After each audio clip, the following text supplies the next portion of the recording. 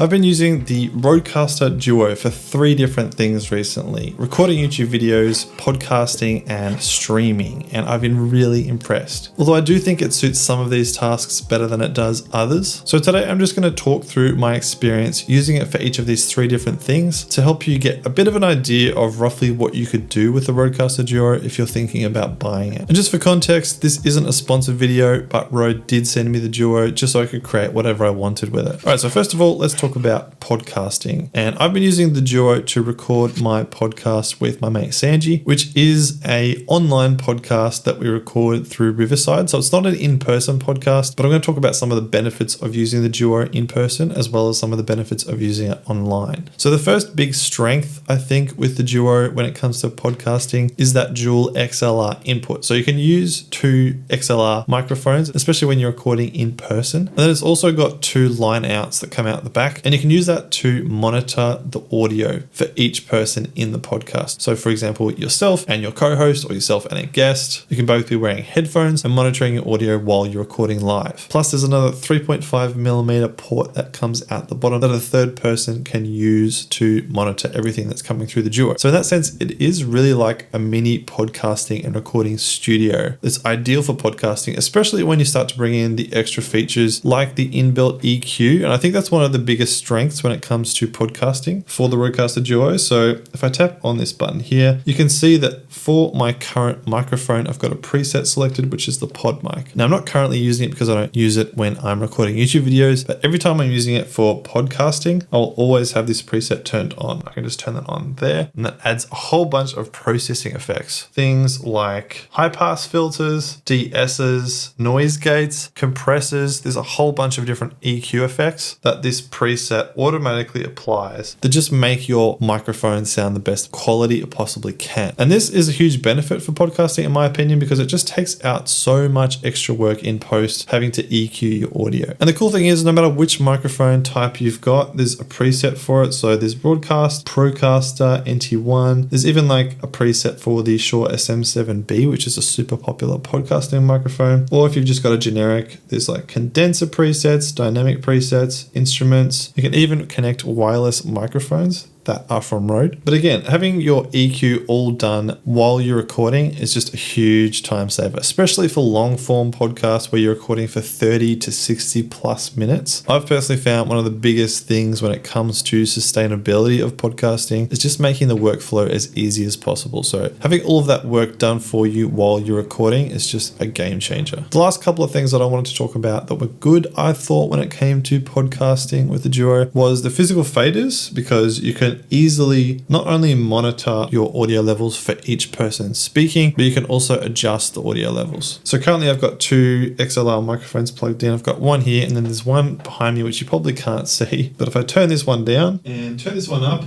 might turn it up so you can hear it somewhat, but it's a long way behind me. It's my old XLR microphone. And you can see that I can easily monitor the levels and turn the volume up and down. So that would come in really handy if you're recording in person. And lastly, you can connect a Bluetooth device to this, including your phone, which means you could have guests calling in via phone call, and you can have that routed directly through. And I think that's a really cool feature. I personally don't have any need to have guests call in to our podcast, but if that's something that you would utilize on a podcast, then this would be a really great feature. Now, in terms of the weaknesses or downsides of using the Duo for your podcast, I think the main one is just the smart pads. And the only reason I say it's a weakness is because they might be overkill. Now, these smart pads are actually really cool, and they can do some really cool stuff, including adding sound effects like an applause or the classic air horn. We've also got effects like crickets, and these are all inbuilt and preset that come with the Duo. We've got a record scratch, and you can add your own custom sound effects as well, which is pretty cool. Plus it has a whole bunch of voice changing effects. So we've got like a voice disguised effect, and we've got like this large robot effect. I think my personal favorite is the pitch up effect. I think that's pretty fun. There's also like a monster effect, so that sounds pretty cool.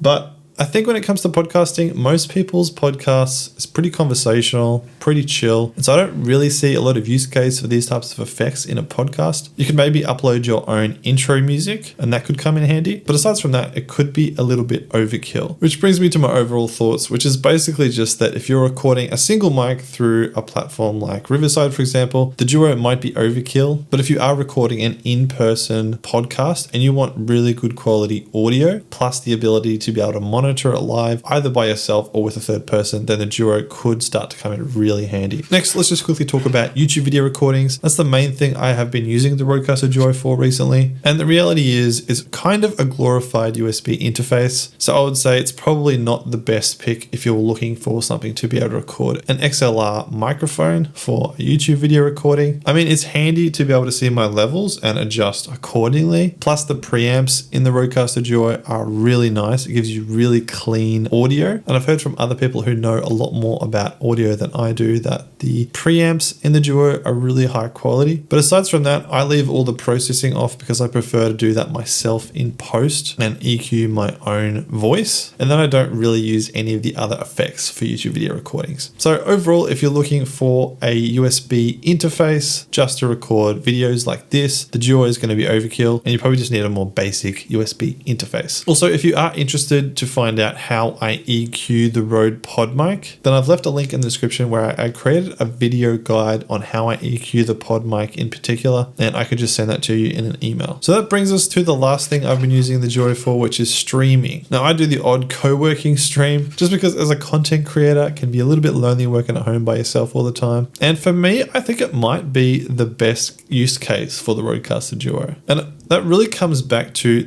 for me, the biggest strength, which is these smart pads on the side. This is where I think the sound effects are really going to start coming in handy, especially if you start loading up your own custom sound effects. Being able to play these on command throughout a stream just with a tap of a pad is really cool. Plus, you can actually add MIDI triggers into the smart pads. So for me, I've got a MIDI trigger set up to turn my OBS audio monitoring on and off. So it's kind of a bit like having a stream deck built into your audio interface. Plus, again, you've got that EQ ability to make sure you're getting the best sound quality from your XLR microphone going straight into your stream on Twitch or whichever platform you use, which can just take your production quality just to that next level, especially when comparing it to using a generic interface that goes straight into your stream. Another huge pro for me when it comes to streaming has been that ability to connect a USB device. And I've been connecting my iPad and then playing my Spotify music for my stream through my iPad. And the benefit is that you can turn the monitoring off on my OBS, so I don't have to listen to the music while I'm playing a game or while I'm doing a co-working stream, for example. And then again, having the physical faders is just really handy to make sure your music level is correct, to make sure your voice level is correct. You can quickly mute yourself